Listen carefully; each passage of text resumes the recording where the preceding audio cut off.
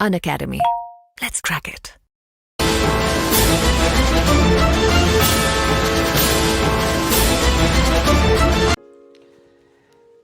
Hello नमस्कार। आज गुजरात अहमदाबाद से हमारे बीच में एक ऐसे कैंडिडेट आए जिन्होंने अपनी लाइफ का लीगल सफ़र कहने का मतलब लॉ के फील्ड के अंदर अपना सफ़र तय करने का प्लानिंग किया है। तो आज मैं कम बोलूँगा और इनके कुछ ऐसे सवाल हैं जो मुझे लगता है कि कहीं न कहीं हर स्टूडेंट के जहन में हो सकता है। तो इसीलिए इनके सवालों के सारे पुलिंदे को मैं आज आपके सामने रखने वाला हूँ ताकि हर कैंडिडेट कहीं कहीं सीख सके। अपना इंट्रोडक्शन दो एक बार। नमस्ते सर, मेरा नाम तरुण अग्रवाल है। मैं अहमदाबाद से हूँ सर। मैंने कहीं ना कहीं मेरी ग्रेजुएशन के साथ साथ ही मैंने अपना लिंक तैयारी स्टार्ट करने का सोचा सर। तो सर मैंने आपके वीडियोस देखे सर, तो मुझे बहुत अच्छे लगे सर। तो मैंने सोचा कि सर से मुझे मिलना चाहिए, अपने आगे तैयारी के बारे में पूछना चाहिए सर। तो सर मेरे कहीं ना कहीं मुझे सर डाउट आने लगा सर, मुझे डीमोटिवेशन फील होना लगा, जिसे क्योंकि यूट्यूब सर अच्छी चीज़ के लिए भी और ख़राब चीज़ के लिए भी है सर वो। क्योंकि सर अपने स्टूडेंट्स लोग कमेंट्स ज़्यादा पढ़ते हैं वीडियो देखने की बजाय, तो इसलिए हमें उससे डिमोटिवेशन होता है सर, जो मुझे भी हुआ। तो पर्सनली सर मुझे मिलना था और मैंने सर आपसे कई चीज़ें मुझे सर आपसे पूछनी भी है सर। पहले मुझे पूछना था, तुम्हारा नाम तरण जी है या तरुण तरुण जी है? तरुण जी सर। अच्छा, मतलब तुम हमारे लिब्रा राशि में ही हो। ठीक है, ओके। तो कुल मिला के मुझे एक बात का एहसास और हो गया है कि लिब्रा वाले जो होते हैं थोड़े जिद्दी तो होते ही होते हैं, जैसे कि हम भी जिद्दी हुआ करते थे। अब इनकी जिद देखो कि अहमदाबाद से चला के ये काम फोन वोन पे या मैसेज पे भी तो हो सकता था, नहीं हो नहीं सकता सर था? मेरे, लेकिन ये डाउट बहुत सारे थे सर। डाउट बहुत बहुत सारे सारे सर थे। डाउट थे। और तुम बता रहे तुमने सारे डाउट की लिस्ट बना के लिस्ट रखी, बना के कहाँ रखी बनी हुई है? सर, मैंने नोट्स मेरे व्हाट्सएप में बना रखी, मैंने इसको पूरी लिस्ट सर। मैं देख सकता हूँ उसको? Yes sir. तो अब ये पूरी तैयारी करके आए हैं कि मतलब, अच्छा, मेरी मेरी लैंग्वेज में से लिखा हुआ है पूरा मैंने। ये इन्होंने अपनी भाषा के अंदर सारे नोट, और मैं देख पा रहा हूँ बकायदा स्क्रीनशॉट भी आपने मेंशन है जिसमें करा रखे हैं। तो ये पूरी लिस्ट बना के लाएं, लेट्स सी। तो मैं बेसिकली समझूंगा कि मेरा इंटरव्यू हो रहा है आज, वो भी सवाल और जवाबों वाला। नहीं सर। बिल्कुल।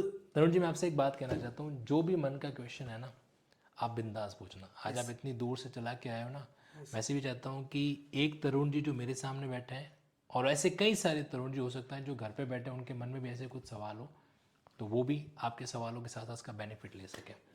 शुरू करते हैं। Yes sir. सर मेरा फर्स्ट डाउट ये था कि मैंने प्रिपरेशन अभी स्टार्ट करनी है।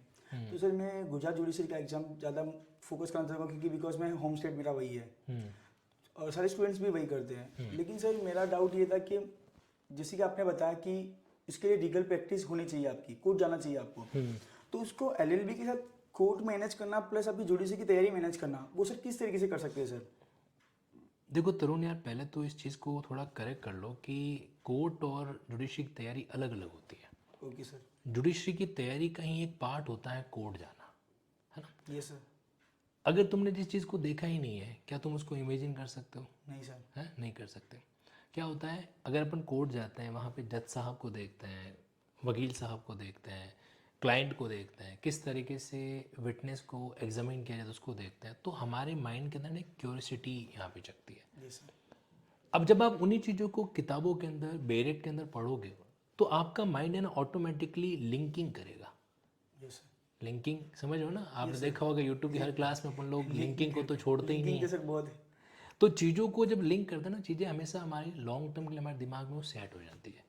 तो हमको ये करना है। Okay sir. ठीक है। अच्छा, मैंने आपको इंट्रोड्यूस नहीं कराया, हमारे साथ में रोहित जी भी है ना?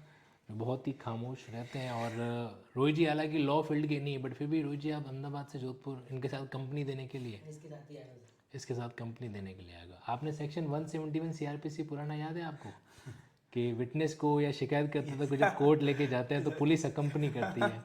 तो यहाँ पर इनके साथ पुलिस जो है वो कंपनी है जो कर रही है। तो ये पहला पॉइंट ये है आपका तरुण जी, मतलब कहीं के है ना, कोर्ट को अलग मत समझो, अपने माइंड के अंदर चीज़ को क्लियर करो कि court is not separate from judicial system, part of it है ना। बट सर मेरा पॉइंट दूसरा ये है कि उसे मैनेज किस तरीके से नहीं, मतलब कितने आवर्स अपने को कोर्ट में देने चाहिए और कितने आवर्स, एस्पिरेंट्स ये चीज़ नहीं देखते कि हमें कितने कोर्ट में आवर्स करने चाहिए, जाना चाहिए उधर। हम पढ़ाई कर रहे हो नहीं, प्रैक्टिकल नहीं होना, हमें सिर्फ थियरी में रहना है, तो उससे वो मे नहीं, ऐसा नहीं है। अब देखो टाइम बदल गया है। एक ज़माना था कि जब क्या होता था कि सिर्फ जो है बस घर पे बैठ के किताबें पढ़ के एग्ज़ाम क्रैक कर लो, काम चल जाता था। अभी आपको पता है जैसे यूपी हो गया, राजस्थान हो गया, ऐसे कई जगह है जहाँ पे कई बार है ना जजेस को प्रोबेशन पीरियड में निकाल दिया जाता है। ये सर वो डिमोटिवेशन होता है सर स्टूडेंट्स को। नहीं नहीं नहीं नहीं, अब आपका एंगल है कि आप उसको किस तरह से लेते हो। डीमोटिवेशन में लेना है या उसको एक इम्प्रूवमेंट के अंदर लेना है। आपने कभी सोचा है कि इतना टफ डिसीजन लेने के लिए क्या रीज़न रहा होगा? ये अब एक बंदा सोचो, तुम एक एम्प्लॉयर हो, ये सर तुमने किसी नए एम्प्लॉय को रखा, उसको 6 महीने 7 महीने साल भर आपने ट्रेनिंग दी, ये सर फिर ट्रेनिंग देने के बाद अचानक तुम उसको निकाल दोगे, तो ये तुम्हारे लिए फ़ायदा है कि तुम्हारे लिए नुकसान है? इससे मेरे लिए फ़ायदा है। बिकॉज सर अगर मैंने उसको ट्रेनिंग दी फिर भी अगर वो नहीं कर पा रहा वो चीज़, तो कहीं ना कहीं मुझे दूसरे एम्प्लॉय की ज़रूरत है, उसको निकालना चाहिए मुझे। वो एंगल ठीक है, लेकिन जो तुमने उसकी ट्रेनिंग में एज एन एम्प्लॉयर सोचना, अब आप हाई कोर्ट के एंगल से सोचना, हाई कोर्ट ने जब इतनी ट्रेनिंग दी तो हाई कोर्ट को तो एक नुकसान हुआ ना कि भाई उनका एक तैयार खिलाड़ी उनको बाहर भेजना पड़ रहा है, ये सर लेकिन उसके पीछे मजबूरी भी होती है। क्योंकि क्या है, ये जुडिशरी का जो सिस्टम है ना, ये बाकी सब जगहों से अलग है ना। आप इसको ना तो एग्जीक्यूटिव के साथ कंपेयर कर सकते हो, ना ही आप किसी और प्राइवेट सेक्टर के साथ कंपेयर। तो ऐसे केस में अगर उनको लगता है कि भाई कोई पर्सन पर्टिकुलरली सूटेबल नहीं हो पा रहा है, तो मजबूरी में उनको आउट करना पड़ता है। ये सर और ऐसा नहीं है कि वो उस कैंडिडेट का कुछ मतलब बहुत ही कोई खुन्नस निकाल रहे हो कर रहे हो, तो हमारे में कमियां होती है, और हमारे में जनरली जो कमियां होती है वो प्रैक्टिकल कमियां होती है। ये सर जो और प्रैक्टिकल कमियों को अगर आपको इम्प्रूव करना है तो कई बार थोड़े टफ डिसीजन लेने पड़ जाते हैं। हमें ये ध्यान रखना है कि हम उस तरह की कोई भी गलती, उस तरह का कोई भी पर्सनैलिटी का ट्रेट्स नहीं करें। आज के समय में सिर्फ जज बनना काफ़ी नहीं है, जज बनकर जो कम्युनिकेशन, जो व्यवहार हमें कोर्ट में करना होता है वो भी बहुत ज़रूरी होता है। तो उस पर्पज़ के लिए मेरा ये मानना है कि कई बार कुछ ऐसी चीज़ें हो जाती है ना, उसको नेगेटिव मत लो। अगर गेहूं का बोरा भरा पड़ा है, उसमें से कुछ कीड़े पड़ गए या कुछ ऐसी कोई चीज़ आ गई जो गेहूं को ख़राब कर सकती है, तो आप क्या करोगे? उसको बाहर निकालोगे? ये सर नहीं तो क्या होगा, कहीं न कहीं जो है वो पूरे गेहूं के लिए आपके लिए नुकसानदायक हो सकता लेकिन है। सर ना हम ह्यूमन बीइंग है तो सर हो सकता है उनसे इतनी मेजर गलती हो जाती थी जिसकी वजह से उनको निकाला जाता था सर। देखो, ये नज़रिया आपका है सोचने का, और मेरा नज़रिया है कि हम उसको मेजर गलती माने कि माइनर गलती माने। हकीकत तो ये है कि उनकी इंटरनल गलती आपको भी नहीं पता, मुझे भी नहीं पता। ओके क्योंकि कुछ चीज़ें क्या होती है, बड़ी कॉन्फिडेंशियल तरीके से होती है, ठीक है। अगर वो चीज़ आपके सामने आए तो हो सकता है आप इसको बहुत बड़े लेवल पे ऑब्जर्व कर लो, ये सर ठीक है। तो ऐसे केस के अंदर वहाँ पे उनसे क्या मिस्टेक हुई वो जाने बिना एक ओपिनियन नहीं दी जा सकती, है ना। भाई अपन कहते हैं कि चोर ने घर में चोरी कर दी, जिसको जेल में डाल दिया, तो क्या जेल में डालने जितना बड़ा चोरी था गया? बात वो नहीं है, चोरी तो चोरी होता है, चोरी होती सर। है ना। यस सर तो वही एंगल यहाँ पर आपके सामने आता है कि क्या रीज़न रहा वो उस पर डिपेंड करेगा कि परिस्थितियाँ क्या थी। तो इसलिए इन चीज़ों से अपन को ना नेगेटिव प्रभावित नहीं होना है। आपको ध्यान रखना है कि अपना रास्ता देखो, जितना खुद को सॉर्टेड रखोगे ना, उतना अपना रास्ता एकदम क्लियर रहेगा, भाई मेरे को उस दिशा में जाना ही जाना है। Okay sir. अगला क्वेरी क्या है आपका? सर मेरा ऐसा कह रही है कि ड्यूरिंग द एलएलबी अगर हम यूडीसी की प्रिपरेशन स्टार्ट करते हैं तो हमें उसका सीक्वेंस क्या होना चाहिए? जैसे कि अभी लॉ चेंज हुए जिस वजह से एस्पिरेंट्स को बहुत प्रॉब्लम हो रही है कि हम क्या पढ़े, या फिर एलएलबी में कितने परसेंटेज ला सकते हैं अपने। बिकॉज एमपी में जैसा हुआ 70% उन्होंने कर दिया, लेकिन फिर भी सर जो एस्पिरेंट्स जो प्रिपरेशन कर रहे हैं स्टार्टिंग से, अगर उसके एलएलबी में 70% नहीं है तो हो सकता है बैकलॉग हो सकता है बच्चे का, लेकिन सर उससे वो बच्चा ऑटोमेटिकली डीमोटिवेट हो जाएगा कि उसने इतनी प्रिपरेशन करी जो एक चीज़ के लिए उसको पीछे जाना पड़ रहा है, लेकिन वो चीज़ एमपी ने वापस ले ली। तो क्या ये चीज़ सही है सर कि देखो, अब आपके यहाँ पे क्या है, दो सवाल मिक्सअप है। पहला आपका सवाल ये है कि एलएलबी कर रहे हैं तो किस सीक्वेंस को फॉलो कर रहे हैं, ये सर ये पहला पार्ट। दूसरा पार्ट ये है कि इस तरह की जो चीज़ें होती है, जैसे अभी मध्य प्रदेश में हुआ, ये सर अचानक एक क्राइटेरिया लागू किया गया, 3-4 महीने तक बच्चे पूरे पैनिक हुए, और फाइनली कुछ स्टूडेंट ने हिम्मत करके जो सुप्रीम कोर्ट पहुंचे तो उस डिसीजन को वापस अनफेयर करते हुए हटा दिया गया। देखो यार, ये चीज़ें अपने आप में गलत थी जो ये हुआ, ये सर जो 70% वाला मामला हुआ ना, ये टोटली अपने आप में गलत था।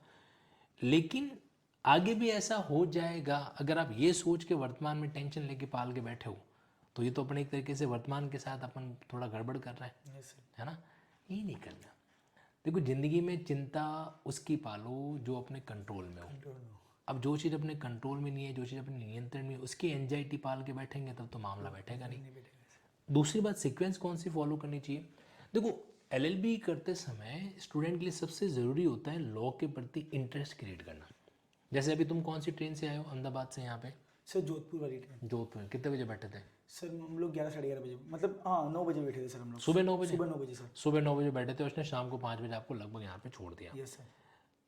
अब लॉ का नज़रिया ये कहता है कि तुम्हें रास्ते में कुछ भी दिखाई दे, कुछ भी होए, तुम कहीं भी उसके अंदर लॉ का एंगल देख रहे हो। Yes sir. जैसे आपने टिकट हाथ में ली, रिजर्वेशन जो भी आपने कराया वो देखा, यस सर। अब आप उसको देख रहे हो, उसके पीछे नियम क्या लिखे हुए हैं, वो टिकट के तहत जो कि चालान कट रहा है तो चालान कहाँ कहीं मेंशन किया हुआ है क्या। अब मान लो कि सपोज करो आपके किसी साथ में कोई बंदा था, टीटी ने पकड़ा, बोला 5,000 का टिकट लगेगा, पेनल्टी लगेगी। Yes sir. अब आप लॉ के स्टूडेंट बनना चाहते हो तो अब आपको सोचना चाहिए कि यार वाकई में 5,000 का फाइन लग सकता है क्या बिना टिकट यात्रा करने पे? कौन बताएगा तुमको? कानून बताएगा। Yes sir. उसके लिए आपके मन में क्यूरियोसिटी कि हाँ यार चलो कानून अपन को पढ़ना चाहिए, ऑब्जर्व करना चाहिए। तो मेरा ही मानना है एलएलबी के दौरान ना आपके मन में इंटरेस्ट क्रिएट होना, क्यूरियोसिटी क्रिएट होना, ये सबसे ज़्यादा ज़रूरी है। बिना इंटरेस्ट के तो गांव का साहूकार लोन नहीं देता है। Yes sir. बट वो इंटरेस्ट अलग है। यहाँ पे मैं इंटरेस्ट की बात कर रहा हूँ, क्यूरियोसिटी की। क्यूरियोसिटी की सर। तो जब माइंड के अंदर क्यूरियोसिटी होगी तो चीज़ें अपने आप साथ साथ चलती रहेंगी। बीइंग एलएलबी स्टूडेंट आप लोग पहले क्या करो, न्यूज़पेपर में से उन खबरों को बाहर निकालो जो लॉ से जुड़ी हुई है, डायरेक्टली इनडायरेक्टली कानून, उनकी कटिंग करो, एक फाइल मेंटेन करो बाकायदा। उस न्यूज़ डेली कम से कम 2, जैसे मान लो ये फाइल मैंने बना रही है, डेली कम से कम है ना अपनी क्या होनी चाहिए कि 2 चीज़ें उसके अंदर जानी चाहिए, 2 कटिंग जानी चाहिए। Okay sir. सोचो कि उसके बारे में लॉ क्या है, किस तरीके से वो डील करना चाहिए, वो हमारे लिए यूजफुल है होता। तो क्रिमिनल लॉ के प्रति आपको डील करना चाहिए। एक एंगल और है कि अगर आपको लॉ समझ में नहीं आएगा तो इंटरेस्ट कैसे क्रिएट होगा। तो समझने के लिए आपको क्या, जहाँ भी आपको अप्रोप्रिएट लगे आपको कोई ना कोई क्लास ज्वाइन करनी चाहिए। करनी चाहिए सर, बिकॉज एक एंगल होना चाहिए उस चीज़ के लिए। देखो बिना समझे तो फिर क्या रह जाती है, चीज़ें अधूरी रह जाती है। तो यस करना चाहिए अपन को। सर मेरा दूसरा डाउट है, जो यूट्यूब पे आपकी आईपीसी थी, सीआरपीसी थी, एक क्लास खल्लास, एक क्लास अच्छा, हाँ, वो वाली बहुत मोटिवेट थी और उसमें बहुत कुछ सीखने को मिला। लेकिन सर क्या स्टूडेंट वो चीज़ से पूरा आईपीसी थोड़ी खत्म कर देने वाला है? हमें सिर्फ के वो रिवीजन सिर्फ समझना चाहिए चीज़ को लिए। देखो एक बहुत फेमस है पेंटर, आप उनके पास जाते हो, वो क्या करते हैं, मैं पिकासो की बात कर रहा हूँ। यस। उनका एक काफ़ी बड़ा एक इंसिडेंट फेमस हो रखा है। क्या होता है कि उन्होंने सालों मेहनत के बाद में खुद को ऐसा ट्रेंड किया कि वो उस कानून को उस पिक्चर को 2 मिनट में 5 मिनट के अंदर बना देते हैं।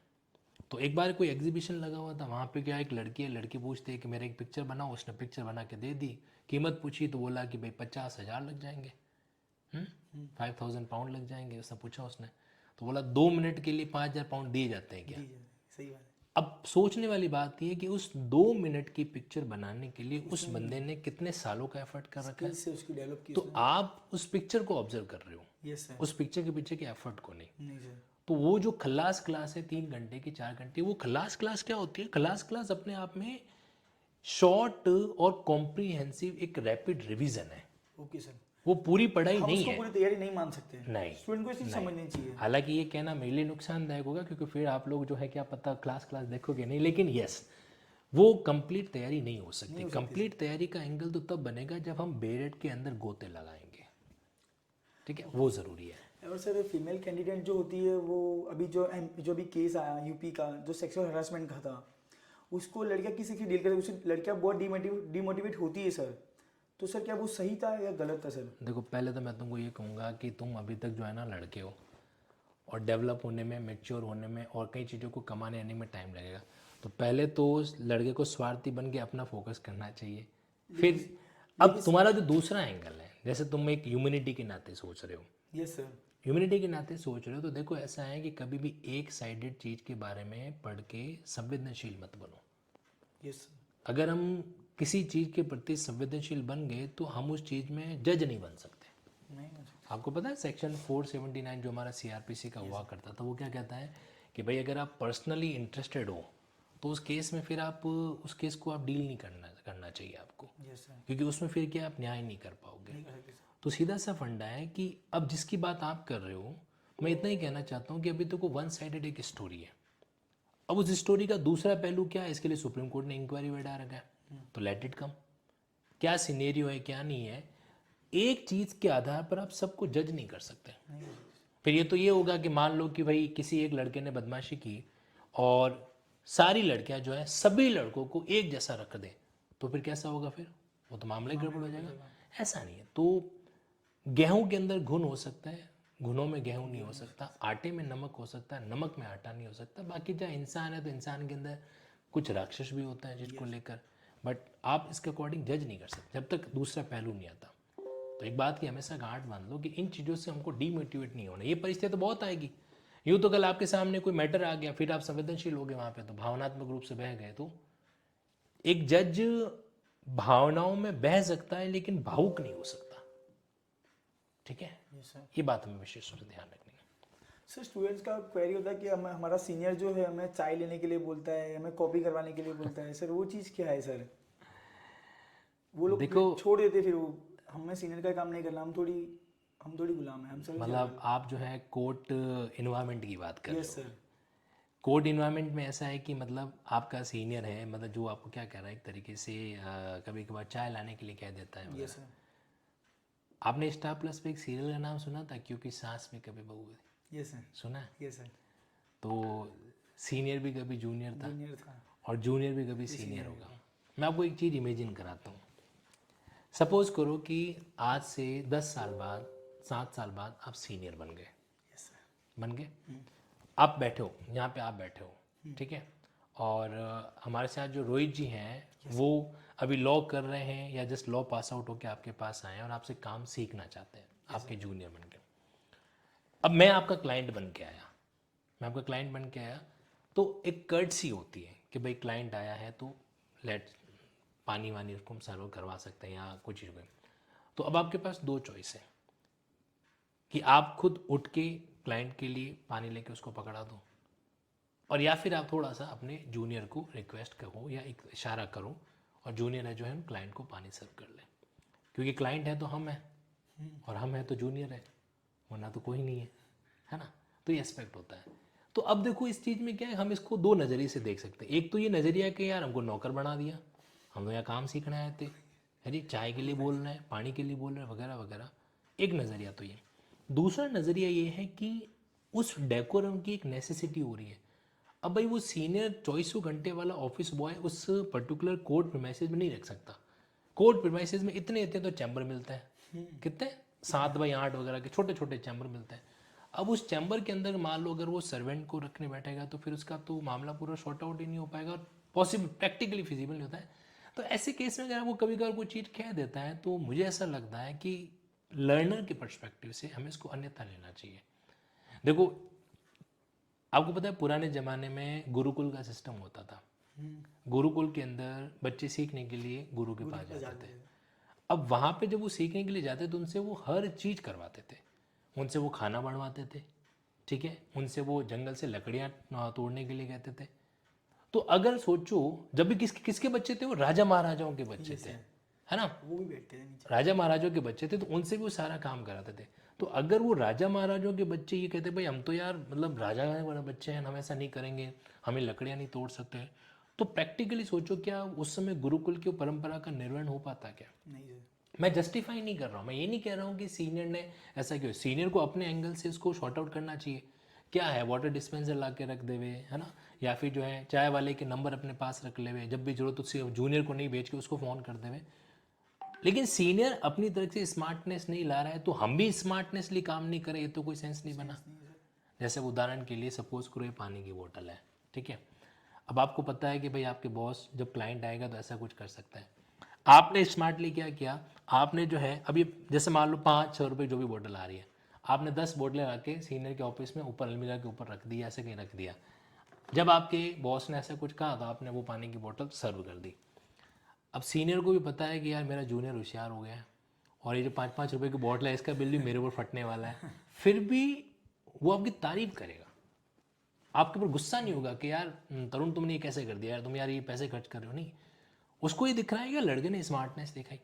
अच्छा अब चाय मंगवाने का बोला तो तुम चाय लेने खुद जा रहे हो, तो फिर क्या मतलब भाई, चाय वाले के नंबर लेके रखो, उसको बोल देख भाई मेरे को तो 10 रुपये की जगह मैं तेरे को 15 रुपये दे दूंगा, जब मैं चाय मंगाऊँ चाय लेके आना है ना। तो ये एक एंगल हो सकता है जहाँ पे वो आपके फ़ोन करने आपको जाने की जरूरत नहीं, वो चाय वाला अपने पास जाएगा, छोटी छोटी बातें। अब रही बात आपको जैसे कोई फोटोकॉपी के लिए भेज दिया जाता है वगैरह वगैरह, मैं तो इसको अपॉर्चुनिटी समझता हूँ। कैसे, आपको फोटोकॉपी के लिए भेजा तो फोटोकॉपी के दौरान आपको पर्टिकुलर डॉक्यूमेंट की अहमियत भी तो समझ में आई कि भाई कौन से डॉक्यूमेंट कॉपी करने चाहिए, कौन से नहीं करने चाहिए, ये भी तो एक बड़ा सवाल है कि नहीं है। Yes sir. आपने कभी सोचा कि जूनियर को ये भी तो सीखने को मिलता है कि हाँ, पर उनको पता चले भाई कौन से डॉक्यूमेंट फोटोकॉपी करने हैं, कौन से नहीं करने, वगैरह वगैरह। तो ये पार्ट ऑफ इट है। साथ ही साथ में जब वो क्लाइंट चला जाए, आपने चाय वाय उसको सर्व करे, उसके बाद मौके पे चौका मारो, बॉस से कोई डिस्पोज फाइल लो, ताकि क्या हो सके कहीं की जो है मतलब आपको उस चीज़ों के बारे में ऑब्जर्वेशन मिले जिसको हो सकता है बॉस आपको डायरेक्टली, आपका सीनियर जो है आपको एक बार मना कर दे, लेकिन उस टाइम मना नहीं करे, उसको खुद को पता है कि मैंने इससे 5 चाय पानी मंगवाया है, तो अब इतना तो कम से कम इनको करना ही पड़ेगा, इसको फाइल पढ़ने के लिए दे दूँ मैं। तो ऐसा है कि जब सीखना होता है तो थोड़ा सा धैर्य करना पड़ता है। मैं अभी दिल्ली के कुरकुडुम्मा कोर्ट में गया था, वहाँ पे सीनियर्स ने जो बात बताई वो एक दूसरा पहलू था सिक्के का। वो कह रहे हैं कि भाई जूनियर कैंडिडेट्स में धैर्य नहीं होता। नहीं होता तो कुछ तो हमारी भी तो गलती है सर। है ना। आप जाते ही अपन सीधा ये एक्सपेक्ट कर रहे हैं कि अपनी चैम्बर बनी होनी चाहिए, नहीं होना चाहिए, तो वो होता नहीं डियर। हमेशा सीढ़ियाँ तो धीरे धीरे ही चढ़ पाएंगे। हकीकत क्या है कि कोर्ट की कार्रवाई सीखने के लिए बनी हुई है सीढ़ियाँ, और हमारी अपेक्षा होती है लिफ्ट की। अब इस शॉर्ट बात में समझ जाओगे मैं क्या कहना चाह रहा हूँ। Yes sir. तो ये पार्ट ऑफ चीज़ है, इसको हैप्पीली डन करो। डन करना चाहिए। तो सर और सर जो एस्पिरेंट्स होते हैं उनको लोअर जुडिशरी और हायर जुडिशरी के बारे में बहुत डाउट होते हैं कि हमें क्या हायर जुडिशरी करनी चाहिए या लोअर जुडिशरी करनी चाहिए, उसमें प्रमोशन कम होते हैं या ज़्यादा होते हैं। सर कहीं ना कहीं पेशेंस भी होना चाहिए और थोड़ा बहुत मोटिवेशन की जरूरत होती है एस्पिरेंट्स को, क्योंकि सर हर टाइम तो अपने मोटिवेशन नहीं दे सकते, लेकिन थोड़ा बहुत तो चाहिए ताकि उससे वो तैयारी शुरू कर सके सर। अभी तुम्हारी एज क्या है तरो? सर मेरी एज 19 है सर। 19 साल के हुआ, यस। ठीक है। 19 साल, हायर जुडिशरी का सवाल कब आएगा? 35 साल। 35 साल में। 16 साल अभी और पेंडिंग पड़े। सबसे बड़ी अपनी प्रॉब्लम पता है क्या है कि हम अपनी गाड़ी तब स्टार्ट करते हैं जब हमें लगता है कि अपना सारा सिग्नल जो है बढ़िया से ग्रीन में मिल जाएगा। Yes sir. अब तुम यार अभी 16 साल बाद की एक टेंशन पाल के बैठोगे हायर जुडिशरी और लोअर जुडिशरी के अंदर? नहीं। पहले अपन को क्या करना है, पहले आपका काम, अगर आपको जुडिशरी में जाना है एलएलबी के अंदर जाओ, रास्ता तो वही है, टनल वही है, सुरंग वही है। एलएलबी के अंदर जाओ, एलएलबी में एडमिशन वगैरह लो, उसके साथ साथ प्रैक्टिकली कोर्ट जाओ, 1-2 घंटे कम से कम कोर्ट के लिए टाइम निकालो। कोर्ट में प्रॉपर यूनिफॉर्म के अंदर जाओ, यूनिक कॉलेज बॉय बन के चले गए। कॉलेज के अंदर अपना एक नेटवर्क डेवलप करो। नेटवर्क बोलो तो अपने जितने जैसे दोस्त वगैरह हैं उनके मोबाइल नंबर वगैरह एक ग्रुप बना लो, है ना। उन चीज़ों को मूव ऑन करो, और फिर जब आपका एलएलबी कंप्लीट हो जाता है तो बढ़िया तैयारी के साथ में लोअर जुडिशरी में अपियर हो। लोअर जुडिशरी में सिलेक्शन हो जाता है, अब आपका नेक्स्ट टारगेट हायर जुडिशरी की चिंता करने का है। ओके। क्योंकि जिस चीज़ के लिए हम अभी तक योग्य नहीं हुए, एलिजिबल नहीं हुए, उसकी टेंशन पालने बैठेंगे तो मामला गड़बड़ हो जाएगा। सर लोअर जुडिशरी में जाने के बाद हम कितने 35 के बाद ही एग्जाम दे सकते हैं हायर जुडिशरी आपके पास 35 का ऑप्शन है, मिनिमम एज क्राइटेरिया रहता है। 35 साल से कम तो फिर सेशन जज लेते नहीं है ना। Okay sir. सेशन जज क्या करता है, फांसी की सजा दे सकता है, दूसरे की जिंदगी छीन सकता है। तो उसके लिए कम से कम 35 साल का एक मेच्योरिटी तो चाहिए कि नहीं चाहिए, ये सर चाहिए। है ना। लिंकिंग कर लो, यही 35 साल प्रेसिडेंट के लिए भी चाहिए, यही प्रेसिडेंट गवर्नर के लिए भी चाहिए, यही 35 साल अपने वाइस प्रेसिडेंट के लिए भी लेकिन चाहिए। सर अगर उनकी अगर कोई अगर 22 में इसका सिलेक्शन होता है सर, तो उसका सर एडवोकेसी का तो कोई होगा नहीं एक्सपीरियंस, तो सर उसमें लोअर जुडिशरी का जो एक्सपीरियंस होता है सर वो काउंट हो जाता है सर 35 में? देखो हायर जुडिशरी का तुम बात करना ही चाहते हो तो उसमें 2 तरह का रिक्रूटमेंट होता है। एक होता है आपके ओपन रिक्रूटमेंट जिसमें वकीलों के कोटे से मामला बैठता है, और एक होता है आपकी जजेस वाला रिक्रूटमेंट। बट दोनों ही केस में एज क्राइटेरिया का तो कंसर्न रहता ही रहता है। तो अभी उस हो सकता है कुछ समय बाद, आप 3 साल बाद परिस्थिति में चेंजेज आ जाए, तो अभी आपके लिए तो मैं यही कहूँगा कि लोअर जुडिशरी में पूरा फोकस बना के रखो, वो हमारे लिए ज़्यादा ज़रूरी है। ठीक है। और कोई सवाल है आपके मोबाइल का बचा हुआ? ये सर वो बीएसएस वाला ही था कि जो अभी जो चेंज हुआ है बीएसएस वगैरह में, तो जिन्होंने पहले से प्रिपरेशन करी हुई है तो उनको बहुत डाउट है कि कौन से लॉज आएंगे सर, कौन से लॉज नहीं आएंगे। अब देखो, एक तरफ तो तुम कह रहे हो तुमने यूट्यूब के सारे वीडियो देखे, है ना। सर एक आपको याद हो कानून आते मैंने एक स्पेशल वीडियो लिया था इसके ये सर ऊपर। ये देखा था सर मैंने। ऐसा है कि पुराना सीखा हुआ वेस्ट नहीं नहीं जाता, जाता। ठीक है। सिर्फ सेक्शन चेंज हुई है सर, अंदर की चीज़ें भी चेंज हुई है सर थोड़ी बहुत। ऑब्वियसली देखो, बिल्कुल नंबरिंग चेंज हुआ ये कहना गलत है, कई सारी चीज़ें। चेंज हुआ अंदर से। प्रोक्लेम्ड ऑफेंडर को लेकर, एब्सकॉन्डिंग पर्सन को लेकर, है ना, एफआईआर के दर्ज कराने के तरीके को लेकर, इन्वेस्टिगेशन कंप्लीट करने के एंगल को लेकर, ऑडियो वीडियो इलेक्ट्रॉनिक मीन से चीज़ों को रिकॉर्ड करने को लेकर, मेट्रोपॉलिटन मजिस्ट्रेट को लेकर, ट्रायल के एंगल को लेकर।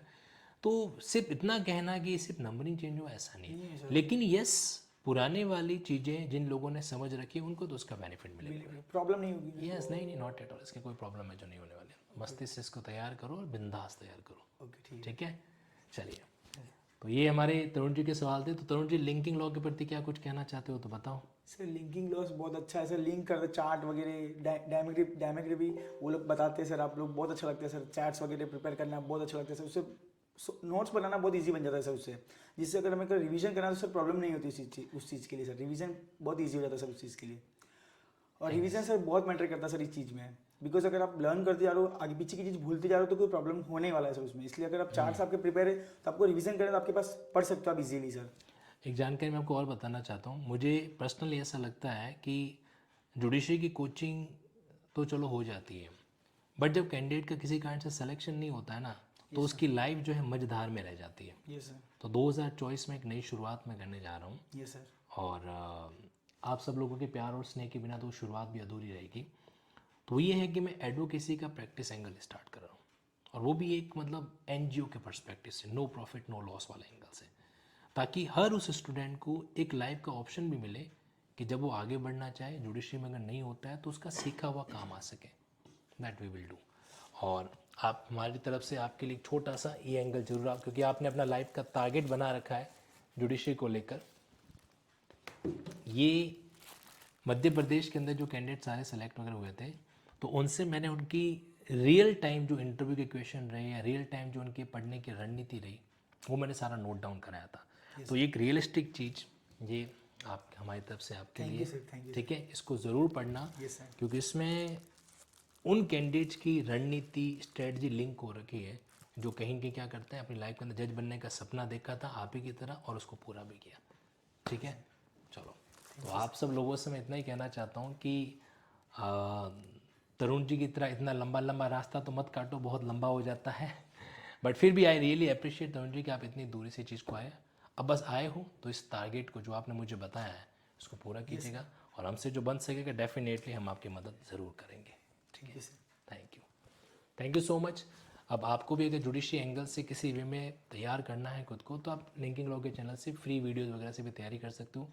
तैयार रहना, जल्दी ही आपके बीच में एडवोकेसी का प्रैक्टिस का एंगल भी लेके आऊँगा। और ये जो आपके नए कानून है, इसका तो मामला साथ साथ में चल ही रहा है, तैयार हो रहा है।